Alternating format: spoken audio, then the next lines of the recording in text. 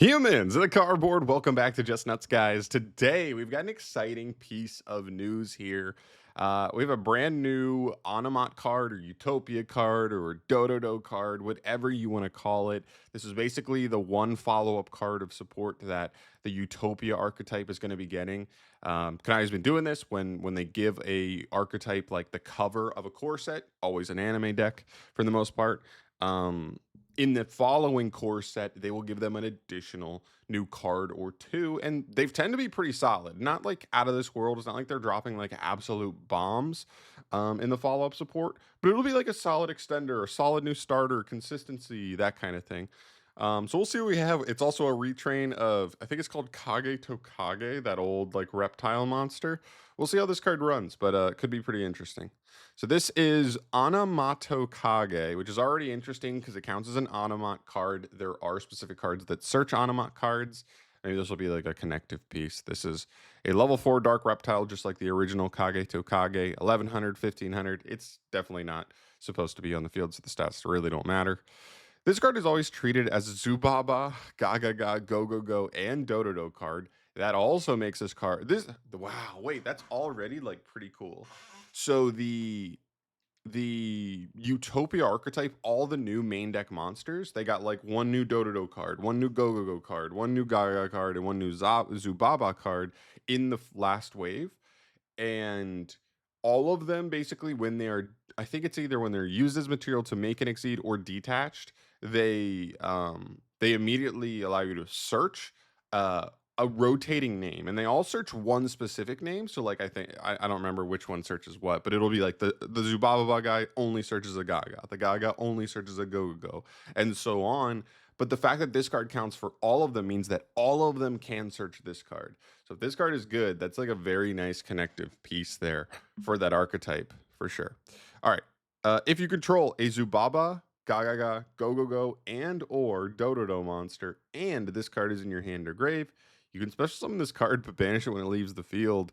Second effect, you can banish this card from your graveyard to return up to 2 XYZ monsters from your graveyard to the extra deck. Yeah, this is good. I'm not gonna lie, this is good, man. So this summons from hand or graveyard, which is really nice. That means any of the effect, like an effect that dumps. I think there is an effect that dumps, right? Yes, the Dododo guy. Oh, so now your Dododo guy doesn't have to be a full on brick, or like you can play this as like a. That's so interesting. Wow. This card's like not crazy, right? I don't want to pretend like this card's crazy. The second effect also allows you to banish this card from grave to return up to 2 Exceed monsters from your graveyard to the extra deck.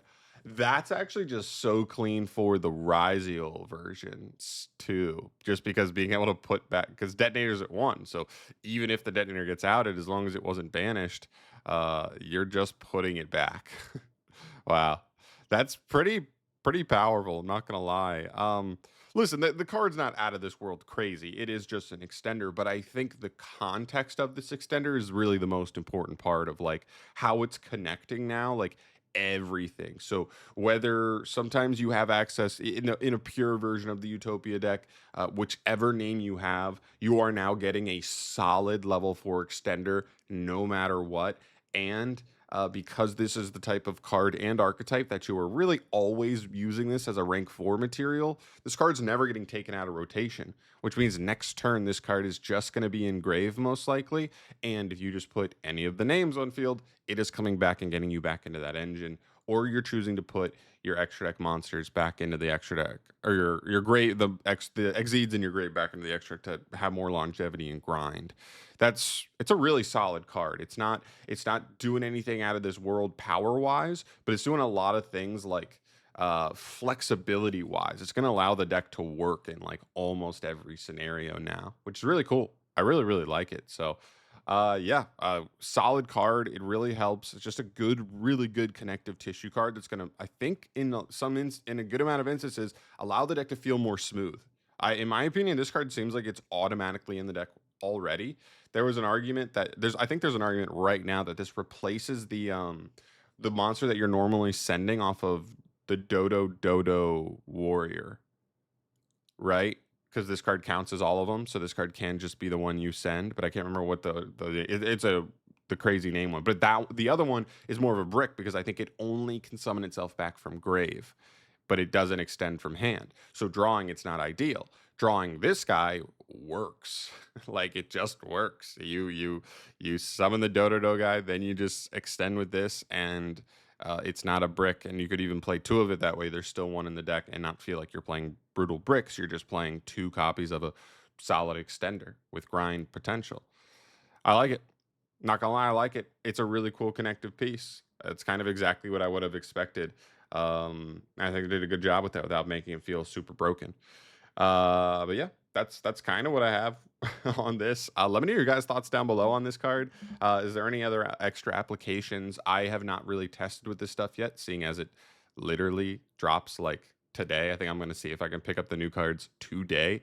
Uh, and if we don't, so I haven't really messed with them. I don't know about the Rise Guild build versus the Pure build, but I want to pick up the cards and I want to start messing with them. So let me know any extra applications for this card that I haven't seen in this review here. I'd love to hear your thoughts down in the comments below and just your overall opinions on it. How much do you like it? I'll see you guys in the next video. Thank you so much for watching. As always, guys, I'll keep you posted with all things Yu-Gi-Oh! News. Keep in mind, 48, I think, more cards, and we literally have like 25 days to go before this set drops. So we should be getting like on average 2 cards a day. We should be getting a lot of stuff pretty quickly here. So I'll keep you posted on that. Thank you so much for watching, though. We'll see you in the next one. Peace.